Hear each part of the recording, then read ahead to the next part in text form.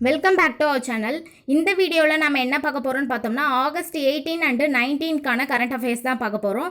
வாங்க வீடியோக்குள்ளே போகலாம். ஃபர்ஸ்ட் ஒன் பார்த்தோம்னா இந்தியாவை உலகின் ஜவுளி உற்பத்தி மற்றும் ஏற்றுமதி மையமாக நிலைநிறுத்துவதில் முக்கிய பங்கு வகித்த திட்டம் எது அப்படின்னு பார்த்தோம்னா உள்நாட்டில் தயாரிப்போம் மேக் இன் இந்தியா திட்டம் 2014 கொண்டு வந்தது தான் இந்தியாவை உலகின் ஜவுளி உற்பத்தி மற்றும் ஏற்றுமதி மையமாக நிலைநிறுத்துவதில் முக்கிய பங்கு வகித்தது.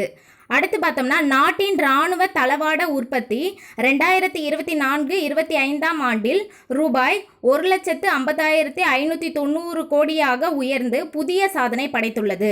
இது முந்தைய ஆண்டை விட எத்தனை சதவீதம் உயர்வு அப்படின்னு பார்த்தோம்னா 18% உயர்வு.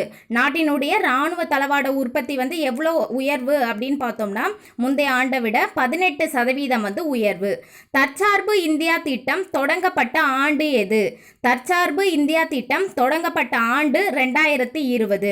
அடுத்து பார்த்தோம்னா புதுமை கண்டுபிடிப்பு திட்டம் ஐடெக்ஸ் தொடங்கப்பட்ட ஆண்டு 2021. புதுமை கண்டுபிடிப்பு திட்டம் ஐடெக்ஸ் தொடங்கப்பட்ட ஆண்டு 2021. அடுத்து பார்த்தோம்னா தலைமை தேர்தல் ஆணையருக்கு எதிராக நாடாளுமன்றத்தில் பதவி நீக்க தீர்மானம் கொண்டு வர இந்தியா கூட்டணி கட்சிகள் திட்டமிட்டுள்ளன.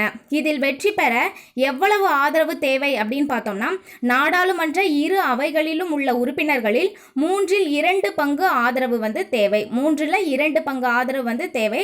யாருக்கு எதிராக அப்படின்னு பார்த்தோம்னா தலைமை தேர்தல் ஆணையருக்கு எதிராக. தற்போதைய தலைமை தேர்தல் ஆணையர் யாரு அப்படின்னு பார்த்தோம்னா ஞானேஷ்குமார். ஏன்னா இது பீகாரில் நிறைய வாக்காளர்களோட பெயர் நீக்கியிருக்காங்க. அதற்காக தான் அவருக்கு எதிராக நாடாளுமன்றத்தில் பதவி நீக்க தீர்மானம் கொண்டு வராங்க. அடுத்து பார்த்தோம்னா ஆசிய துப்பாக்கி சுடுதல் சாம்பியன்ஷிப் அது எங்கே நடைபெற்றது அப்படின்னு பார்த்தோம்னா கஜகஸ்தானில் இருக்க ஷிம்சன்ட் நகரில் தான் நடைபெற்றது. ஆடவருக்கான 10 மீட்டர் ஏர் பிஸ்டல் அணிகள் பிரிவில் இந்தியா வெள்ளி பதக்கம் வென்றது. இந்தியா எந்த பதக்கம் வென்றது? வெள்ளி பதக்கம். எத்தனை மீட்டர்? 10 மீட்டர் ஏர் பிஸ்டல் அணிகள் பிரிவில் தான் இந்தியா வெள்ளி பதக்கம் வென்றது. அடுத்து பார்த்தோம்னா நாட்டிலேயே முதல் முறையாக எங்கு உள்ள ரயில் இன்ஜின் தயாரிப்பு ஆலையில் தயாரான ரயில் தண்டவாளங்களுக்கு இடையில்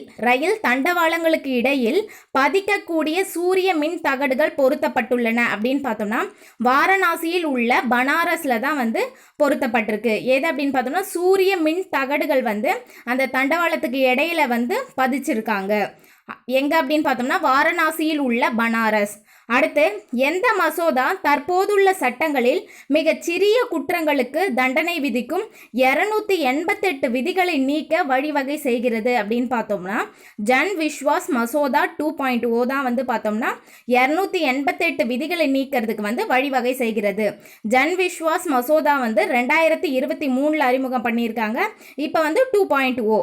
அடுத்து பார்த்தோம்னா ஆப்ரேஷன் சிந்தூரின் போது 314 கிலோமீட்டர் தூரத்தில் இருந்த பாகிஸ்தான் விமானத்தை சுட்டு வீழ்த்தி சாதனை படைத்த இந்திய விமானப்படை கேப்டன் யார் அப்படின்னு பார்த்தோம்னா அனிமேஷ் பட்னி. ஆப்ரேஷன் சிந்தூரின் போது 314 கிலோமீட்டர் தூரத்தில் இருந்த பாகிஸ்தான் விமானத்தை சுட்டு வீழ்த்தி சாதனை படைச்சிருக்காரு. இது வரைக்கும் அவ்வளோ தூரத்தில் இருந்த விமானத்தை எதையுமே சுட்டதாக வரலாறு இல்லை. இதுதான் ஃபர்ஸ்ட் டைம். அதை பண்ணவர் யார் அப்படின்னு பார்த்தோம்னா இந்திய விமானப்படை கேப்டன் அனிமேஷ் பட்னி. சுதந்திர தினத்தை முன்னிட்டு வீர் சக்ரா விருதுகள் வழங்கி கௌரவிக்கப்பட்ட 15 வீரர்களில் இவரும் ஒருவர். யாரு?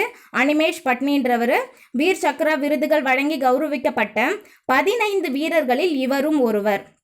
ஓகே ஃப்ரெண்ட்ஸ், இந்த வீடியோ உங்களுக்கு பிடிச்சிருந்தா லைக் பண்ணுங்கள், உங்கள் ஃப்ரெண்ட்ஸ்க்கும் ஷேர் பண்ணுங்கள். தேங்க்ஸ் ஃபார் வாட்சிங்.